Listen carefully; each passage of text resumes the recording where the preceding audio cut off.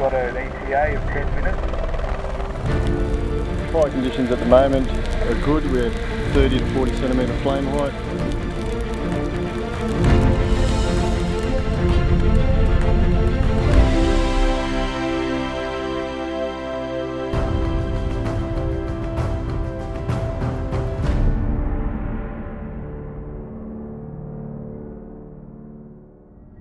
Okay, thanks folks, and welcome today. This area last burnt 1957, now has what we're calling very high fuel loads, and the mission over the next 2 days is to reduce fuel loads over 50+% of the fire ground with a low intensity burn. There's not a lot known about what National Parks does with fire management, even though we do the majority of hazard reduction burning in the state. In Mudgee we do a lot of remote area firefighting, which means it's nearly all helicopter access. Every time you go out and do an operation like this, it is not without risk. But we do a lot of forecasting, we do a lot of planning, and we put a lot of effort into making sure that conditions is right and the forecast is right, such that we can do this to minimise the risk. Our main priority for doing hazard reduction is to protect the community and protect the assets of the community. But we've also got a responsibility to protect the park's viability as an ecosystem.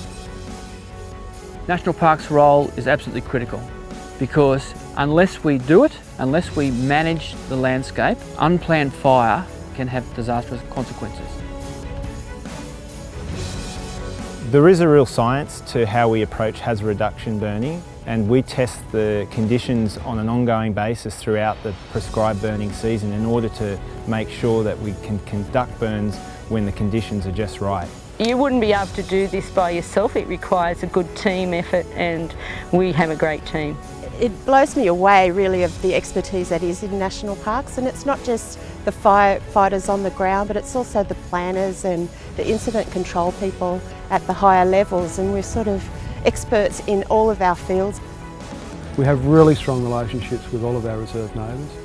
We work very, very closely with the Rural Fire Service and the State Forest guys. It's very rewarding at the end of the day to be able to manage fire so that it doesn't impact on the community on our parks. Not everyone gets to do what we do, and not many people get to do what we do, and that's really important and really special to me.